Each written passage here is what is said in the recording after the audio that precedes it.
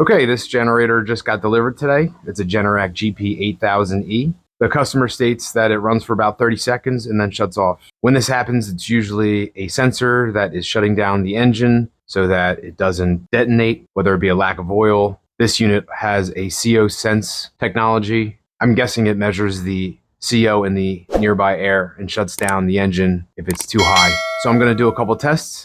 First, I'm going to make sure that there is an issue. I'm going to start it up and see if it does turn off for me. So let's see if it will start up. This battery that is on here is dead. So I'm going to hook up my battery just to make sure any of the sensors are looking for battery voltage. I can give it to it. Kind of rule that out.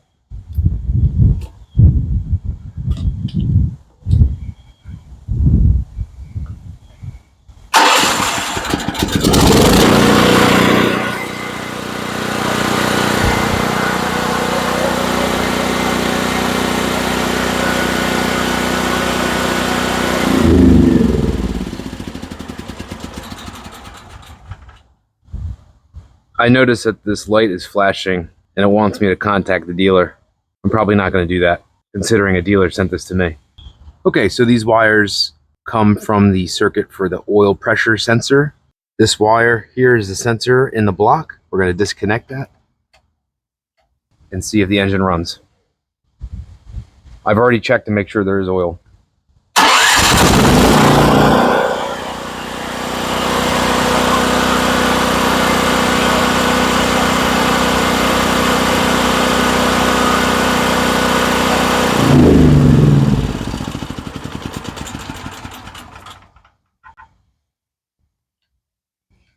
All right, still a problem. So we ruled out the oil pressure switch. I have a feeling it's going to be the COsense circuit is shutting off the generator. Let's bring it inside and put it on the table.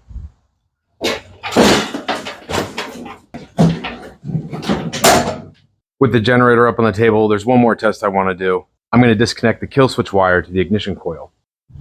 I identified this wire that's moving here. This runs to the ignition coil, then runs down here. So I'm going to disconnect right here. With this disconnected, it will disconnect the ignition coil from any circuit that can shut the engine off. So let's disconnect this, see if it runs without shutting off on its own.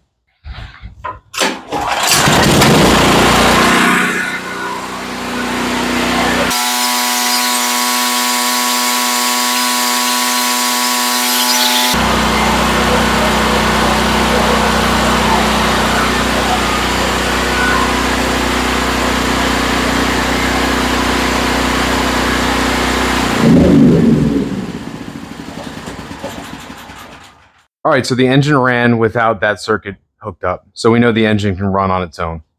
Once we connected that circuit, I'm going to blame it on this CO detection. So let's dive into this circuit and see what's going on. So this is what the back of the panel is. This must be that CO circuit. There's really no plug that I can see. This is where I can unplug it. There's a tab here. Let's see what I can get to.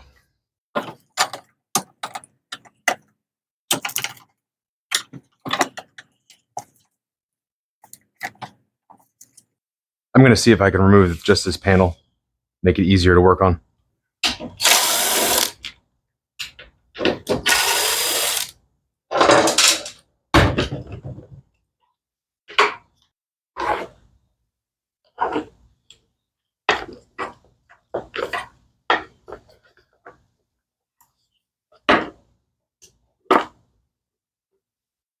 Looks like right here, there's some mounting screws, and I can feel them underneath this sticker.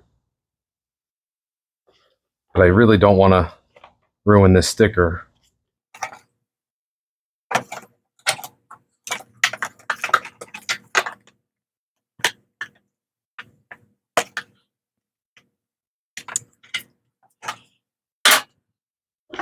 Prying this doesn't seem like it wants to come apart, so I don't think there's a choice here.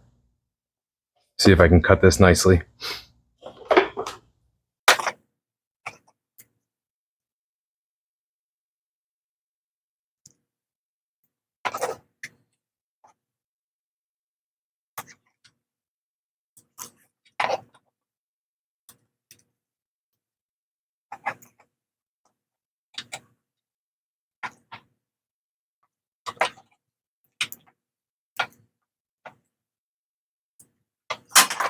Of course, there's security torques for this top secret technology.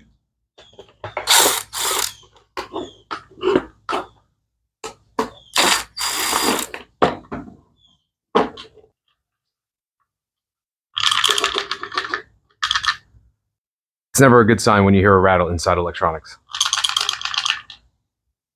Okay, we're this far into it, we might as well go the whole 9 yards.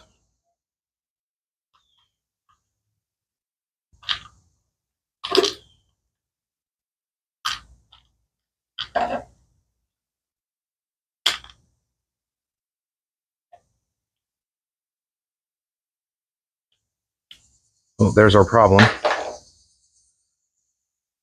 Whatever this is, broke off.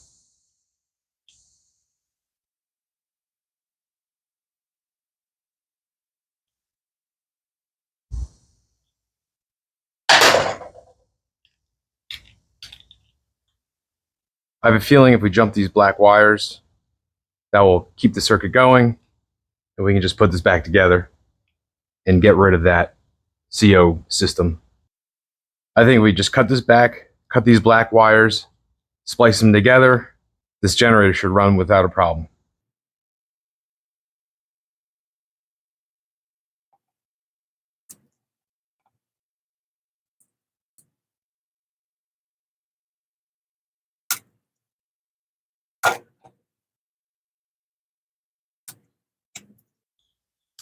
Before I cut up this harness, I'm going to just use a paper clip and jump these 2 wires.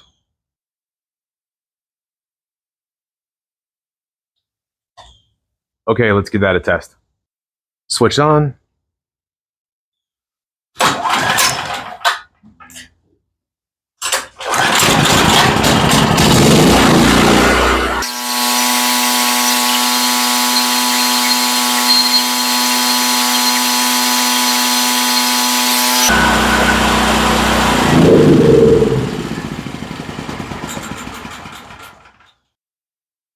All right, so the jumper worked. The engine ran great. That means this jumper bypassed the whole system, and I was still able to shut off the generator using the switch. I already talked to the customer. They're okay with this solution. I'm going to cut these 2 black wires, splice them together, clean it up, put everything back together, and put it outside and test it out.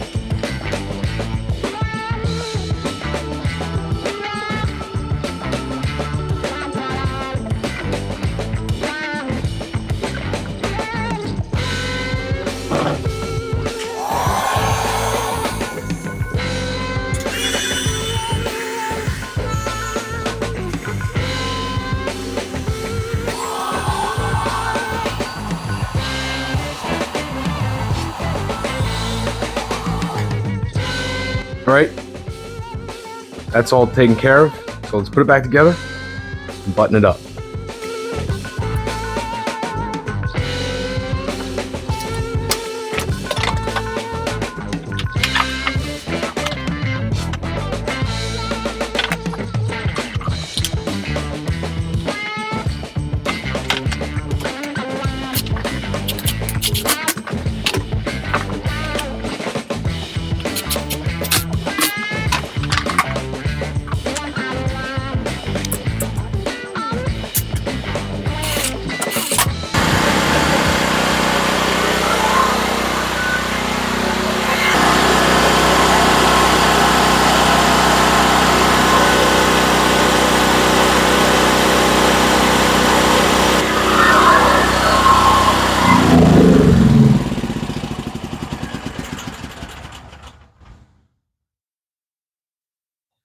All right, that's going to do it for this video.